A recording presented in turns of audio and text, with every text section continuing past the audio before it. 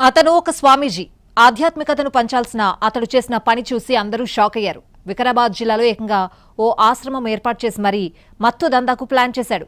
తన వద్దకొచ్చిన భక్తులకు తీర్థ ప్రసాదాల రూపంలో మత్తు పదార్థాలిస్తూ బరి తెగించిన ఆ స్వామీజీని పోలీసులు అరెస్ట్ చేశారు. ఇంతకీ ఆ కంత్రి స్వామీజీ ఎవరు? ఇంకా ఎవరతనికి సాయం చేశారు?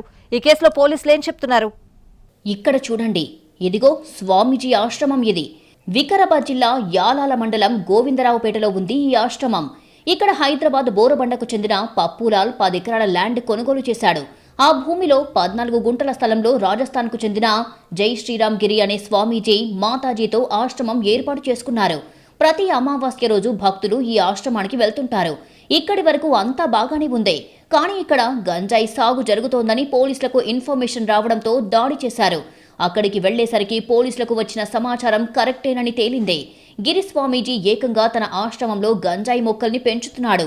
గంజాయి మొక్కలు పెరిగిన తర్వాత వాటిని ఎండబెట్టి వాటిని తీర్థ ప్రసాదాల్లో కలిపి భక్తులకు పంచుతున్నట్లుగా బయటపడింది. ఇందుకు స్వామీజీ సోదరి కూడా సహకారం అందిస్తున్నట్లుగా తేలింది. ఆశ్రమంలో తనిఖీలు చేసినప్పుడు 14 గుంటల స్థలంలో ఏకంగా గంజాయి మొక్కలు పెంచుతున్నట్లు పోలీసులు గుర్తించారు. గంజాయి మొక్కల్ని పండిస్తున్న స్వామీజీతో పాటు అతని సోదరిని కూడా పోలీసులు అదుపులోకి తీసుకున్నారు. గిరి స్వామీజీ భక్తి ముసుగులో పెద్ద ఎత్తున మత్తుదందా చేస్తున్నాడు అన్న విషయం ఎవరికీ తెలియదు.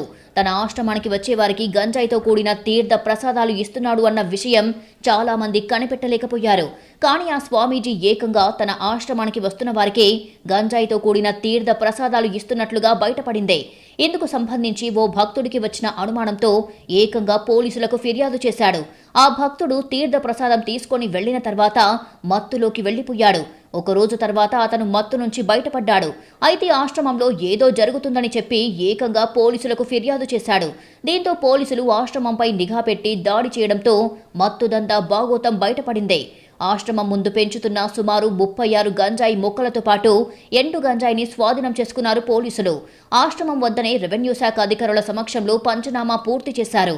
ఈ మేరకు ఆశ్రమంకు చెందిన స్వామీజీ స్థల యజమాని పప్పులాల్ను అరెస్టు చేసి ఇద్దరిపై కేసు నమోదు చేసి రిమాండ్కు తరలించారు.